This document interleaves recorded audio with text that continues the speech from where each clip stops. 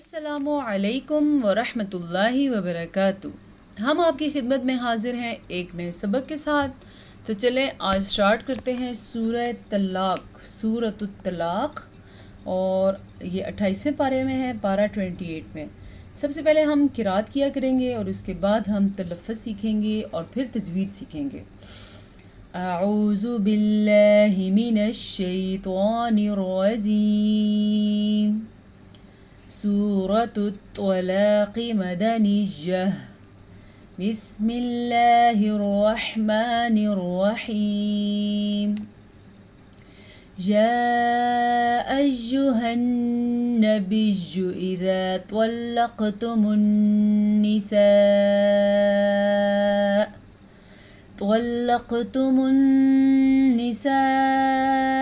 فطلقوهن لعدتهن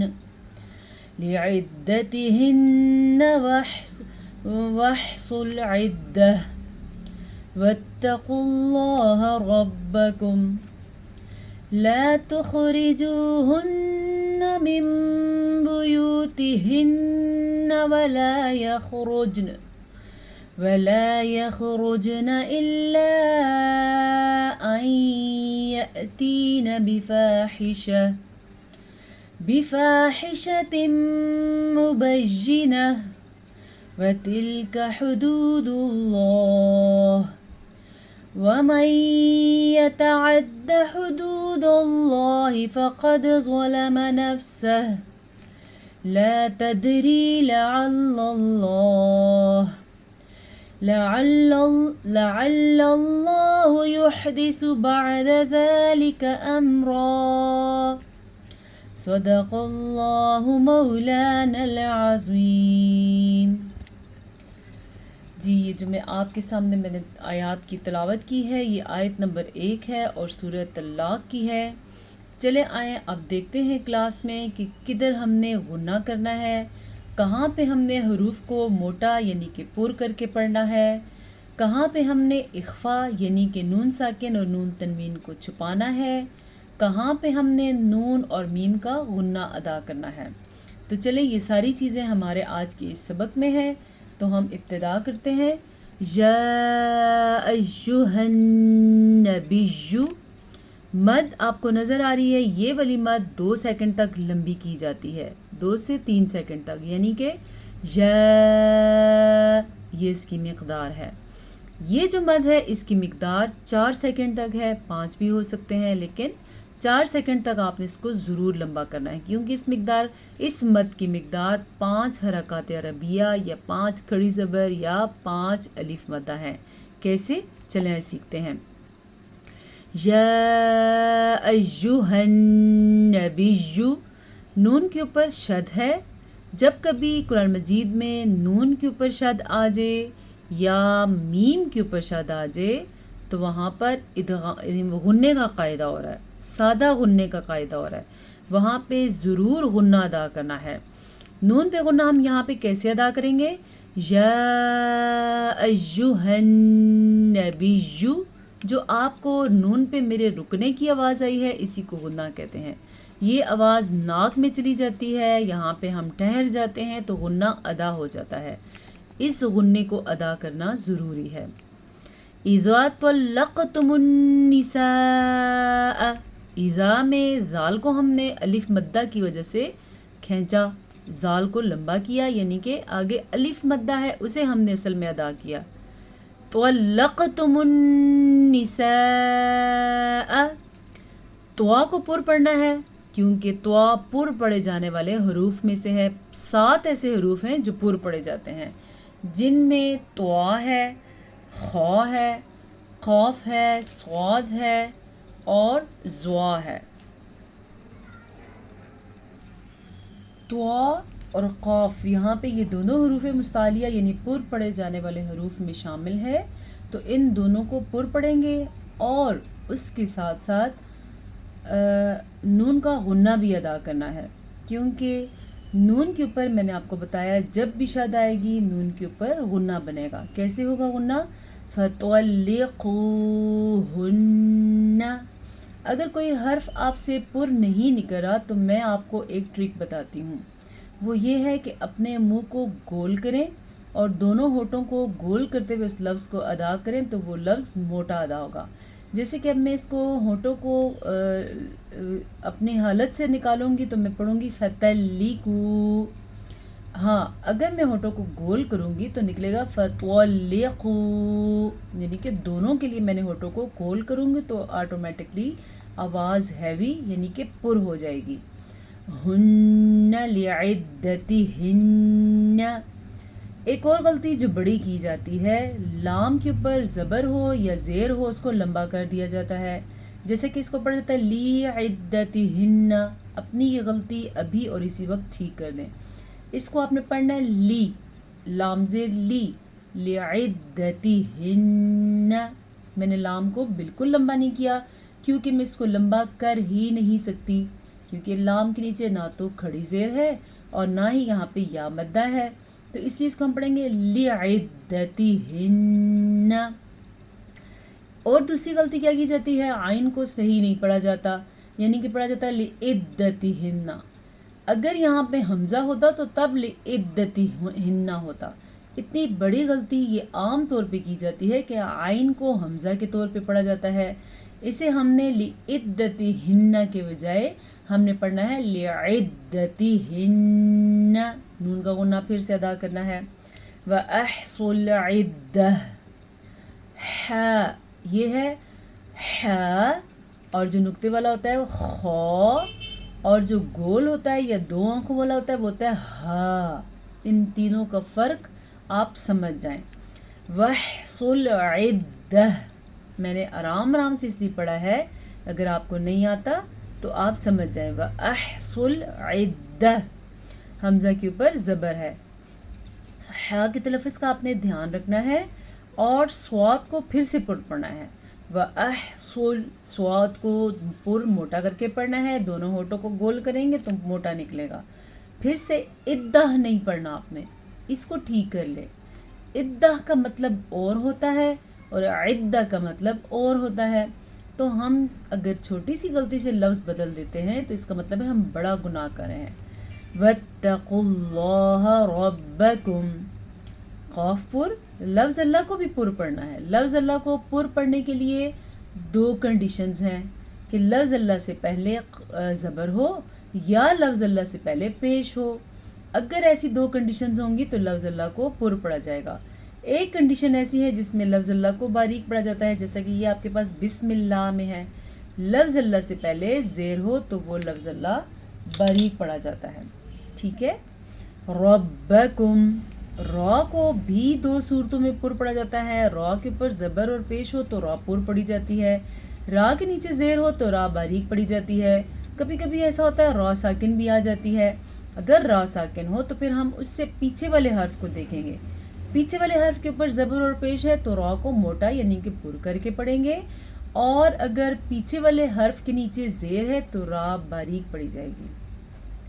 لا تخرجوهن من بيوتهن، لا، اب اس کو آپ نے لام زبر لا نہیں پڑھنا کیونکہ یہ لام زبر الف لا ہے۔ لا تخرجوهن، نون کا غنہ بھی ادا کرنا ہے، خو کے مخرج کا بھی دھیان رکھنا ہے۔ من بيوتهن، یہ جو آپ کو چھوٹی سی میم نظر آ رہی ہے یہ کسی قاعدے کے تحت نظر آ رہی ہے، اور اس قاعدے کا نام ہے اقلاب۔ وہ قاعدہ اس طرح ہوتا ہے کہ نون ساکن کے بعد با آ جائے یا نون تنوین کے بعد با آ جائے۔ نون تنوین دو زبر دو زیر دو پیش کو کہتے ہیں۔ نون ساکن کے بعد با آ جائے یا دو زبر دو زیر دو پیش کے بعد با آ جائے تو پھر یہ میم پیدا ہوتا ہے۔ اس قاعدے کا نام ہے اقلاب۔ اس کو ادا کرنے کا یہ طریقہ ہے کہ میم ادا کیا جائے گا، نون نہیں ادا کیا جائے گا، یعنی کہ من بیوتہن غنہ، ولا یخرجن، خو کے مخرج کا دھیان رکھیے اور را کو پر پڑھیں، یخرجن، ٹھیک ہے۔ الا ان یأتین، مد کو ادا کرنا آپ نے کیونکہ یہ مد 2 سے 3 سیکنڈ تک لمبی کی جانے والی مد ہے۔ دیکھیں کیسے، الا، کہیں ایسا تو نہیں آپ اس کو الا پڑھتے ہیں شد چھوڑ دیتے ہیں؟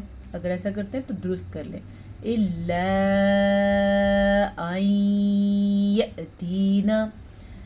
یہاں بھی ایک قاعدہ ہو رہا ہے، اس قاعدے کو ادغام بالغنہ کہتے ہیں، اس پہ تفصیلی لیکچر پچھلی کسی کلاس میں موجود ہے، البتہ اتنا آپ سمجھ جائیں اس طرح کے نون ساکن کے بعد یا نون تنوین کے بعد، یہ ہے تنوین یہ ہے ساکن، اس کے بعد یا آ جائے یا میم آ جائے یا واو آ جائے یا نون آ جائے، ان چار حروف آنے کی وجہ سے یہ والا قاعدہ پیدا ہوتا ہے، اس قاعدے کو ادغام بالغنہ کہتے ہیں۔ این یأتینا، پھر سے میں نے غنہ کیا کیونکہ ادغام بالغنہ کا قاعدہ ہے۔ بفاحشۃ مبینہ، پھر سے میں نے غنہ کیا کیونکہ تنوین کے بعد یمون میں سے میم آیا ہوا ہے، تو یہاں بھی غننے کی کیفیت پیدا ہوگی۔ وَتِلْكَ حُدُودُ اللَّهِ، لفظ اللہ کو پر کرنا ہے کیونکہ لفظ اللہ سے پہلے پیش ہے۔ وَمَن يَتَعَدَّ حُدُودَ اللَّهِ، جو قاعدہ یہاں پہ ہو رہا ہے یہاں پہ ہو رہا ہے وہ یہاں پہ بھی ہو رہا ہے، کیونکہ یہاں بھی نون ساکن کے بعد یا آیا ہوا ہے۔ میں نے آپ کو بتایا تھا نون ساکن کے بعد یا تنوین کے بعد یا میم واو نون، ان چاروں میں سے کوئی سا بھی ایک حرف آ جائے تو ادغام بالغنہ کا قاعدہ ہوگا۔ اگر آپ کو نہیں سمجھ آئی تو بس صرف اس کو ادا کرنا سیکھ جائیں۔ ادا کیسے کریں گے؟ وَمَن يَتَعَدَّ حُدُودَ اللَّهِ، اس حا کا آپ نے دھیان رکھنا ہے، حدود اللہ، لفظ اللہ کو پر پڑا ہے۔ فقد ظلم نفسہ، فقد، قاف کو حروف مستعلیہ یعنی کہ پر حروف میں سے ہونے کی وجہ سے پر پڑا جائے گا، اور دال پہ قلقلہ ہوگا۔ کیا آپ کو پتہ ہے قلقلہ کسے کہتے ہیں؟ چلیں میں آپ کو بتاتی ہوں۔ جب قرآن مجید میں کہیں بھی قاف طا با جیم دال ان میں سے کوئی سا بھی ایک حرف آ جائے اور اس حرف کے اوپر ساکن آ جائے تو وہاں پہ جھٹکا پیدا ہوگا، اس جھٹکے کو قلقلہ کہتے ہیں۔ اگر یہ حرف آپ کو یاد کرنے مشکل لگ رہے ہیں تو آپ ان کا مجموعہ دیکھ لیں، جب آپ کو مجموعہ یاد ہوگا تو آپ کے لیے لفظ کو یاد کرنا آسان ہو جائے گا۔ اس کا مجموعہ ہے قطب جدن، قاف طا با جیم دال، ٹھیک ہے؟ یہ اس کو آپ یاد کریں گے تو کبھی بھی آپ کو حروف قلقلہ نہیں بھولیں گے، ان میں سے کسی بھی حرف پہ ساکن آ جائے گا تو جھٹکے کی کیفیت پیدا ہوگی، اسی کو قلقلہ کہتے ہیں۔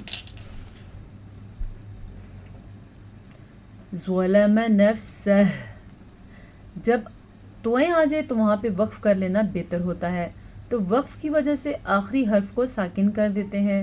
نفس، اکثر لوگ غلطی کرتے ہیں نفسہ پڑھ لیتے ہیں، نفسہ، ہم نے تو صرف سین پڑھا، ہا کدھر گیا؟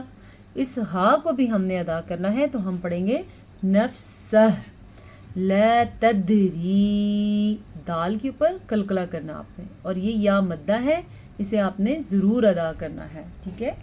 لعل اللہ، پھر سے لفظ اللہ کو پر کرنا ہے کیونکہ لفظ اللہ سے پہلے زبر ہے۔ یحدث بعد ذلک، یحدث، حا کو آپ نے انہینس کرنا ہے، واضح کرنا ہے، کیونکہ حا کا مخرج عموماً غلط پڑھا جاتا ہے، عین کا مخرج غلط پڑھا جاتا ہے، ہا کا مخرج غلط پڑھا جاتا ہے، لیکن ہم اس پہ خوب سارا کام کریں گے۔ یحدث بعد ذلک امرا، را کو دو زبر کو ہونے کی وجہ سے یا ایک زبر بنانے کی وجہ سے پر پڑیں گے، ٹھیک ہے؟ چلیں اب دیکھتے ہیں ہمارے پاس تجوید میں ریٹن یا نوٹس یا سمجھنے کے لیے اور کیا ہے۔ آج ہم نے مخرج نمبر 8 کرنا ہے، آج 10 کرنا ہے میرے خیال سے، جی۔ کل ہم نے مخرج جو کیا تھا اس کا نام تھا وسط اللسان، نہیں اس کا نام تھا طرف اللسان، زبان کا کنارہ، اور وہ مخرج تھا مخرج نمبر 9۔ آج مخرج نمبر ہم نے 10 کرنا ہے اور اس کا نام بھی ہے طرف اللسان، جو کہ آپ نے کل کی کلاس میں کیا تھا، یہ ہے طرف اللسان۔ آج مخرج جو ہم کر رہے ہیں وہ ہے نون کا مخرج، ٹھیک ہے؟ یہ نون کا مخرج، تو یہ کیسے ادا کی ہوتا ہے؟ زبان کا کنارہ مع کچھ حصہ حافہ، جب ثنایا علیہ رباعی اور انیاب کے مسوڑوں کی طرف کسی قدر مائل ہو کر تالو سے ٹکر کھائے۔ یہ مخرج اور پچھلا مخرج جو ہے یہ دونوں ملتے جلتے ہیں، ان کا نام بھی ایک جیسا ہے اور ان کو جو کہا جاتا ہے وہ بھی ایک ہی نام ہے، یعنی طرفیہ اور یا ذلکیہ۔ پچھلا مخرج جو آپ نے پڑھا تھا وہ بھی ایسے ہی تھا، تو یہ بھی ایسا ہے۔ اس لیے آپ کے لیے سمجھنا آسان ہو گیا کیونکہ ہم نے یہ پچھلا مخرج بھی سمجھا تھا۔ زبان کا کنارہ ماں کچھ حصہ حافہ، یعنی کچھ حصے کے ساتھ، جب ثنایا علیہ یعنی کہ سامنے والے اوپر والے دانت، رباعی ثنایا علیہ کے سامنے والے دو دانتوں کے ساتھ والے دو دانت، پھر اس کے ساتھ انیاب یعنی کہ دو نوک والے دانت، اور پھر مسوڑے، ان سب کی طرف مائل ہو اور پھر تالو سے ٹکر لگ جائے تو پھر نون ادا ہوتا ہے۔ جیسا کہ اب آپ کو سمجھ آئے گی آمین۔ اب آپ کی زبان کہاں ٹکرائی ہے یہ آپ کو، اور کہاں پہ ٹچ ہوئی ہے یہ آپ کو نون کو ساکن کر کے واضح معلوم ہو جائے گا۔ آمین، من ہو، من ہو، میری بھی زبان کے کنارے اوپر والے دانت جو ہیں سامنے کے سائڈوں کے ان سے ٹچ ہو رہے ہیں اور پھر زبان اوپر چپک رہی ہے، اسی سے یہ نون ادا ہو رہا ہے۔ اسکن، ٹھیک ہے، یہ 3 حروف یہاں سے ادا ہوتے ہیں۔ نون کو طرفیہ یا ذلقیہ کہتے ہیں، یہ اس مخرج کا نام ہے، طرف اللسان، اور نون جو ہے طرفیہ یا ذلقیہ کہتے ہیں۔ یہ ہو گیا جی آج کی کلاس۔ امید ہے آج کی کلاس سے آپ کو خاطر خواہ فائدہ ہوا ہوگا۔ پھر ملیں گے آپ سے ایک نئے سبق کے ساتھ اور انشاءاللہ تعالی تجوید کے نئے نئے رولز کے ساتھ۔ اجازت دیجیے، السلام علیکم ورحمۃ اللہ وبرکاتہ۔